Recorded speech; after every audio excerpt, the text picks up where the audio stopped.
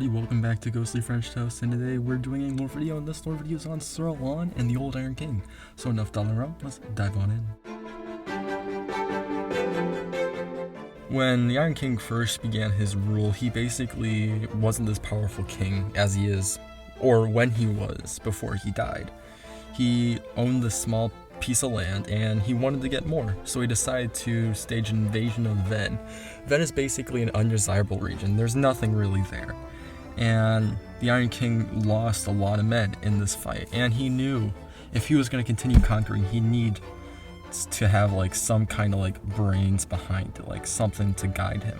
And this is where the man, the myth, the legend, Sir Alonne comes in. Sir Alonne comes from the east, and we know of another character that comes from east, Shiva, from Darksouls 1. And they're not really similar in character style, just they come from the east, and that's basically it. And Sir Alonne didn't really have any motive to help the Old Iron King. Some people said his sword base was what was in control of him, and some did not. And what he saw in the Old Iron King, he probably saw ambition. He's like, hey, if I help this man, he might become something cool, you know? And with Sir Alonne's help, he basically revolutionized the Old Iron King's army's basically kingdom. His soldiers basically adapted this Japanese fighting style with katanas and great bows.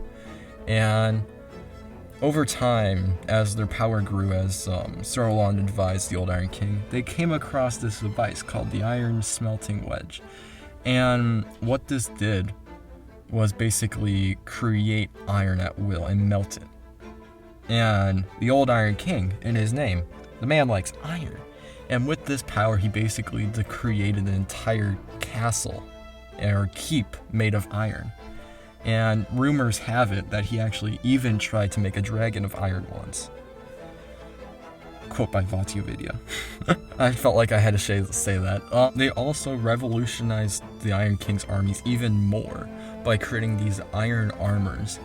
And I kind of believe that this kind of made the fighting of the armies not as well, because I feel like it would be hard to use a katana and move around in iron armor such as what they have. And they also made Ironclads. An interesting note is the Ironclad was originally the Iron Keep's design, and we see it all around Dragon Lake, especially in the Forest of Fallen Giants. And I feel like that's something to take note of. Maybe the Iron King, after the Iron King fell, the Ironclads had nowhere to go, so they basically started wandering. And if you go through after the last giant and you get the soldier's key, you can see an ironclad basically just attacking everything. Maybe he's gone hollow, or maybe he has nothing left, I don't know. And that's just a little detail I just felt like pointing out. And over time, as the Old Iron King's ambition grew and his ego went even bigger, Sir Alonne didn't like what was becoming of him and decided to abandon him. Feeling betrayed by one of his only friends, the Old Iron King basically hunted down Sir Alonne to this keep, where some of the soldiers defected to go help Sir Alonne. And to basically summarize, the Old Iron King went on a fucking rampage. He spared no beast, and with boiling blood, he crushed Sir Alonne in a 1v1 against a teacher and a student, but the student overcame the teacher.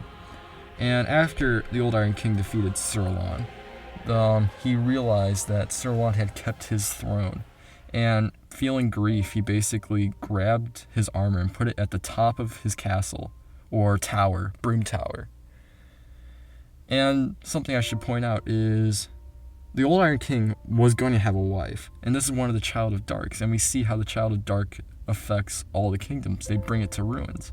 But when this Child of Dark, Nadalia, basically came to Brim Tower, it was already in ruins. There was no point in trying to save him. Like, alright, I'm just going to take over the tower. And we see Nadalia statues all around the tower. So that's just something I felt like pointing out. And in his grief, the old Iron King put his arm at the top of his tower. And over time, he just kept falling into like a depression, like, hey, Sir Alonne actually cared about me. I just murdered him with a big fucking hammer.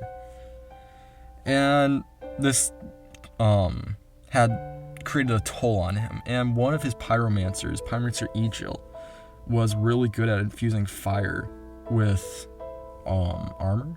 And Egil wanted to create a, what's it called? Give fire a soul as like some kind of weapon. So Sir Alonne was like, not Sir Alonne, the old Iron King was like, hey, what if we put Sir Alonne's soul in this monstrosity to help give him power? And right when they did that, they created the Smelter Demon. And I actually believe it's not the one in Iron Keep that he created. I believe it's the one in Broom Tower that he created. Because I feel like that's more of because if you look at Sir Alonne's movement, he has a more slower style with some of his attacks. And we see the blue one have slower attacks, while the red one, orange one, has faster attacks. I feel like that's something. Or they could have split the soul in two and gave him to both Smelter Demons. That's just something to point out. And once the Smelter Demon came to life, it attacked the old Iron King, and with one hit, he was down and killed. Others say once he created the Smelter Demon, he threw himself into the pits of the old Iron King, and that's why you find him in Iron Keep. So yeah, hey, now we covered all the 4 lords from Dark Souls 2. Hey, that's cool. And yeah, that's it for this time. See you next time on Ghostly French Toast. Bye. P.S. I stream on Twitch Monday, Wednesdays, and Fridays. Ghostly French Toast. Go check it out. I'm doing some Apex, some Dark Souls 2. You'll love to see it. Who doesn't like to see it? So, yeah, that's just my little PS message. So, yeah, thanks to you for watching. See you next time. Ghostly French Toast. Bye.